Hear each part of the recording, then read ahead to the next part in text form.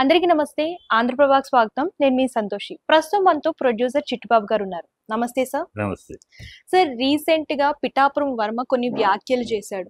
అంటే పవన్ కళ్యాణ్ పిఠాపురానికి ఏమీ చేయలేదు, అన్ని నేనే చేశానని చెప్పేసి.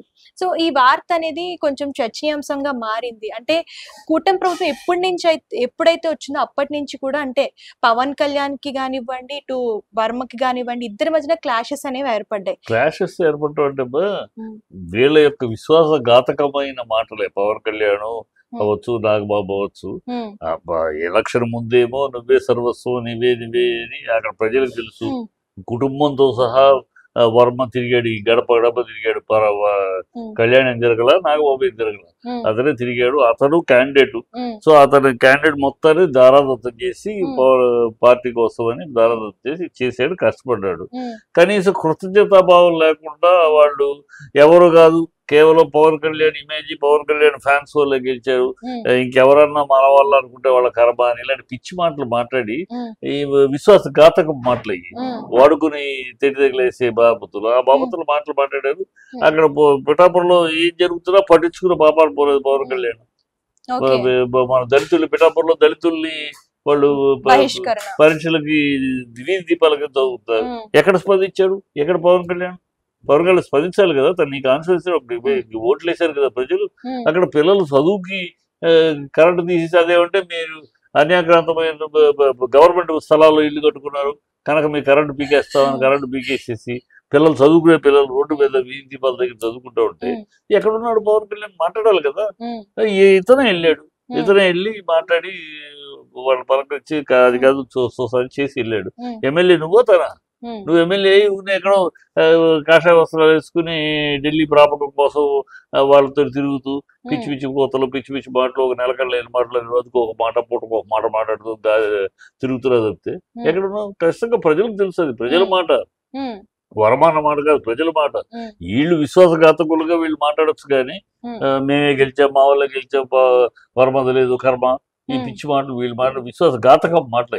భగవంతుడు క్షమించడమ్మా, ఇంత విశ్వాసఘాతకంగా ఉండకూడదు ఎవరు కూడా. వీళ్ళు మరి దారుణం. అంటే గతంలో కూడా చూసుకున్నట్లయితే చంద్రబాబు నాయుడు గారు మాట విని ఎమ్మెల్యే సీట్ కానివ్వండి, ఎమ్మెల్సీ సీట్ కానివ్వండి, ఇవన్నీ కూడా త్యాగం చేశారు వర్మ. సో మరి ఈ డిస్కషన్ లో ఎందుకు ఆయన రియాక్ట్ అవ్వట్లేదు? సో ఇద్దరి మధ్యన ఇప్పుడు పవన్ కళ్యాణ్ అవ్వాలి. ఇప్పుడు ఇతను ఎమ్మెల్యే ఎప్పుడు ఎమ్మెల్సీ అన్నారు, ఎమ్మెల్సీ నాగబాబుకి ఇచ్చారు, ఈయన ఇవ్వకుండా.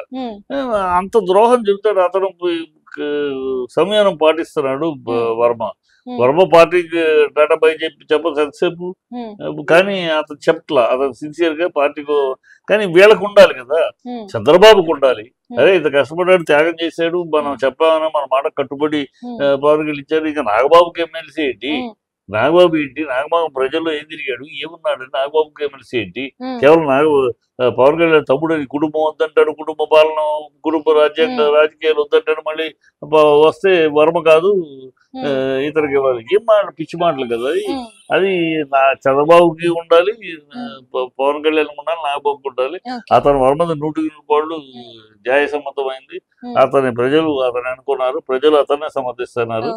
పిఠాపురం మొన్న జరిగి ఏది ఇన్సిడెంట్, అమ్మాయి చిన్నపిల్లలు లేదు కూడా చేద్దాం, అప్పుడు పవన్ కళ్యాణ్ కనపడ్డు. ఈయనే వెళ్ళాలి విషయానికి, బాధ్యతలకి. పార్టీ కూటమి ప్రభుత్వం తరపున ఈ వర్మ వెళ్తాడు, దేనికి వీళ్ళు కనపడరు. పైకి మాత్రం మేమే గెలిచాం, మా పేరు వాళ్ళు గెలిచాం, మా ఇమేజ్ వాళ్ళు గెలిచాం. మరి మీ పేరు వాళ్ళ ఇమేజ్ ఉంటే గతంలో మరి 2 చోట్ల ఎందుకు ఓడిపోయావు? లోకల్లో అప్పుడు లోకల్లో వర్మ లాంటి స్ట్రాంగ్ ఇది సపోర్ట్ ఉన్నప్పుడు గెలిచావు. నీవే శక్తి అయితే అప్పుడు గెలిచావు కదా. ఏం పిచ్చి మాటలు మాట్లాడకూడదు. విశ్వాసఘాతకంగా అసహ్యంగా తిని తినలేదు అన్నట్టు ఏరు నాకు తిండి తగిలేదు ఇలా మాటలు, పిచ్చి మాటలమ్మా. ప్రజలు హర్షించరు, ప్రజలు అసహించుకుంటున్నారు. అంటే ఇప్పుడు ఈ పిఠాపురంలో ఎప్పుడైతే వ్యతిరేకత వచ్చిందో పవన్ కళ్యాణ్ పైన, అంటే ఇది కూటమి ప్రభుత్వం పైన ఎఫెక్ట్ పడే అవకాశం ఉందంటారు, లేదంటే పవన్ కళ్యాణ్ పైన పడే ఎఫెక్ట్? కూటమి ప్రభుత్వం మీద పడుతుంది, పవన్ కళ్యాణ్ మీద మేజర్ గా పడుతుంది. అందుకని వాళ్ళు పవన్ కళ్యాణ్ మొహం చూపించలేకపోతారమ్మా. ఎందుకంటే ఎన్ని ఒకటా రెండా, అతను అన్ని ఒక్క మాట కట్టుబడి లేడు. 12 ఏళ్లుగా రాజకీయాల్లోకి వచ్చి ఒక్క మాట చెప్పండి అమ్మా, నీకు గుర్తుంటే. నాకైతే గుర్తులేదు. ప్రతి మాట అన్న మాటని వెనక్కి రివర్స్ మాట్లాడేది ఏ ఉమ్, మాట కట్టుబడి లేదు. ఉమ్, ఆరంభంలో ప్రశ్నిస్తానన్న ప్రశ్న మాట కాడ నుంచి ఉమ్, నిజన్నట్టు ఈ సనాతన ధర్మాన్ని దాకా ఉమ్, ఎక్కడ ఒక్క మాట కట్టుబడి ఉన్నాడో చెప్పండి. ఉమ్, అంట ఒక మాట అంటాడు, రెండో రోజు ఇంకో మాట అంటాడు, మూడో రోజు ఇంకో మాట అంటాడు. నిలకడ లేని మాటలు, నిలకడ లేని రాజకీయం, నిలకడ లేని చాలా అసహ్యం జిగుసాగరంగా ఉంది. అసలు ఏదో ఉమ్, రాజకీయం వస్తాడు, ఏదో మార్పు నాలంటి కూడా ఆ రోజు సమర్థించాం. ఏదైనా వస్తాడు నీతిపరుడు, అవినీతి లేదు, ఉమ్, ఏదో కొత్త రాజకీయం వస్తుంది. ఉమ్, చి చంద్రబాబు కన్నా దారుణమైన రాజకీయం, ఉమ్, చంద్రబాబు కన్నా దారుణమైన యూటర్న్స్, చంద్రబాబు కన్నా దారుణమైన అబద్ధాలు, ఉమ్, చంద్రబాబు కన్నా దారుణమైన మాట మార్పులు. ఉమ్, ఈ చి అసహ్యం వేస్తుంది అసలు. ఉమ్. Thank you sir.